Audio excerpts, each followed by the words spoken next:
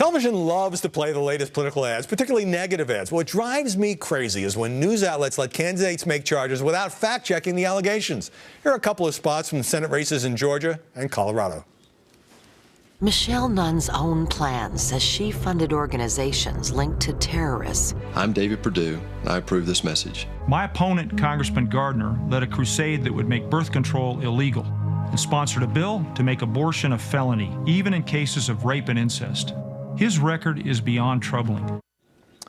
Joining us now here in New York is Frank Luntz, a Republican pollster and Fox News contributor. So that attack on Michelle Nunn was totally bogus, linking to a group that her Points of Light Foundation had funded. The Mark Udall ad in Colorado against Cory Gardner was basically true. Cory Gardner's changed his position somewhat. He favors now over-the-counter birth control. So you're a political guy. You're involved in some races this cycle as well. When you're with a group making an ad and some media-wise guy comes along and says, that's BS, that's misleading, for Pinocchios, does it tick you off?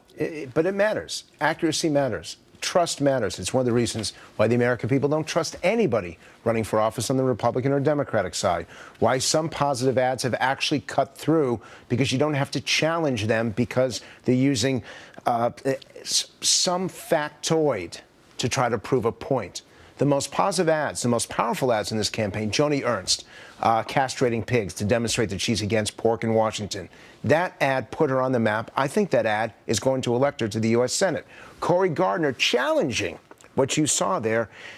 His position now is in support of over-the-counter contraceptives. He delivered his response to camera in a positive way. Right. He even referred to Senator Udall as a nice guy. How often do you hear that in politics? I think that's going to get him elected. Okay, but you're talking about the architecture of making ads, and I agree with you Correct. that, you know, unless you're a pig lover, an ad about Joni Ernst castrating pigs is very, very effective.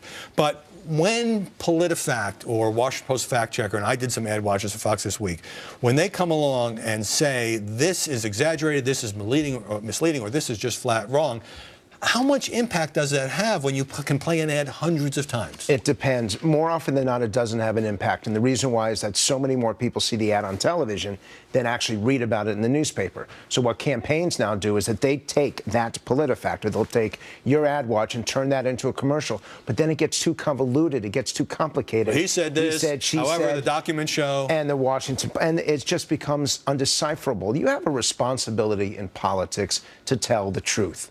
You have the right to challenge. You have the right to say that the incumbent hasn't done their job. But you have the responsibility to be factual and to show those facts when you're on the air, which is one of the reasons when we do ads, we actually say you've got to put the fact that you are basing the attack on the screen so the voter can read it. Number one. And number two is you better have 3 different points of defense for what you have said, or the voter won't believe it. Right, but you're basically confirming my thesis, which is that even the most diligent media fact checkers, except in rare instances when that becomes the focus of a big counterattack ad, can't really lay a glove on what sometimes are, you know, pretty close to blatant falsehoods by the ad, which people in your business must love. But look at Alaska. And I actually believe that the Republican candidate, the Attorney General Sullivan, will beat the incumbent Mark Begich, because Begich ran an ad, and you and I have talked about this. Begich ran an ad that accused Sullivan of releasing a criminal who then went out and killed somebody.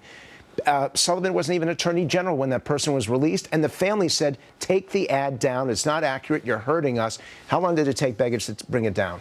96 hours, 4 days. So you're saying sometimes ads go too far, and when, especially on an emotional issue, which is easy to understand, media scrutiny and, of course, political pushback can backfire on the person who puts up the attack ad. Mark Begich was going to be reelected. He still could win, but he was definitely going to be reelected, according to what we had seen, because he did that ad, because it went too far, because the family said enough is enough. Right. We've already suffered enough pain. I believe Begich loses. He will lose because of that ad. You've been through this in 2010. PolitiFact gave you the lie of the year for saying that Obamacare, then being debated or just been debated, was a government takeover of health care. And now look at it. Let's see. The government says to the insurance companies, you may not offer these plans any longer. The government says that people now have to go through the sign-up, through the computer sign-up, and they can't. They can't figure it out.